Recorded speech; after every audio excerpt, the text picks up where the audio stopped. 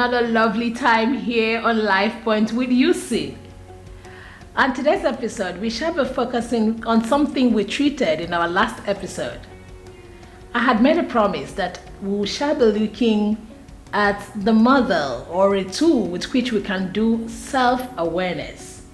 And that is what I'll be focusing on here today. So that tool is known as Johari's Window Model. This model is going to help you to do that self-awareness analysis by yourself. So let's go. Jump right in.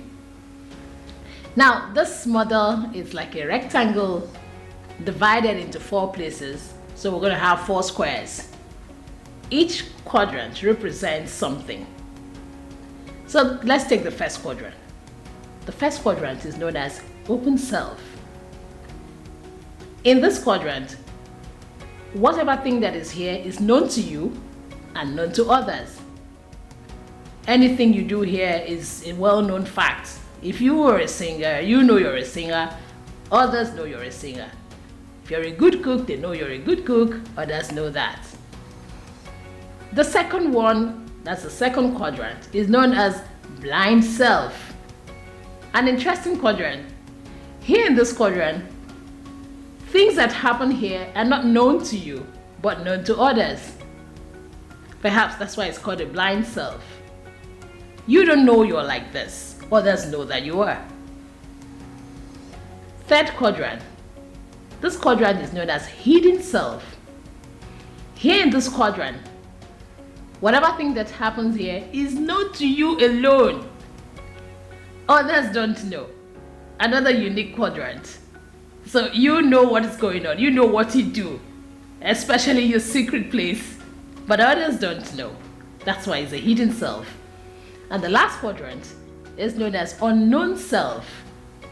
Here is not known to you, is not also known to others. So who then knows? Perhaps God alone. So these are the different quadrants and what they symbolize or what they represent. And the essence, don't forget, of this analysis is to find out who you are, understand yourself better, improve on your weaknesses, and make changes to build on your strengths. So for the second quadrant, which is where we have blind self, you don't know anything about that, but others know. So how do you get them? Look for people who know you. Look for people that you trust can give you a fair judgment of yourself, and ask them. Even Jesus did that. He said, "Who do men say I am?" So periodically check in with them. Well, how do you say me? How do I come across? So that's one of the ways to get a feedback for that quadrant if you want to improve yourself in the area of your blind self.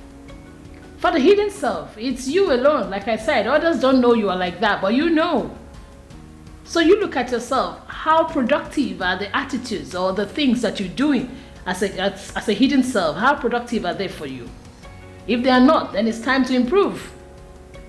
Sit down, have an introspection of yourself, and tell yourself, I need to improve in this area. I need to get better, especially as you're the only one who is privy to what you do. And for the last quadrant, unknown to yourself and unknown to others, it's time to get back to your Creator.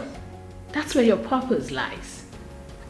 That's the area where people seek for calling.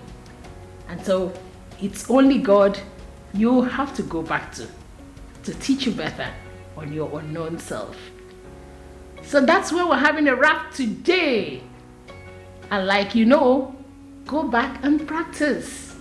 I would like to hear about you, your hidden self, your blind self, or your unknown self you have discovered. I'm interested. Please, on the comment section, I would like to hear what you think about yourself if you have done any of those analysis. Till we meet again, from me to you, it's a bye. Remember to like, share, and subscribe if you love what you heard.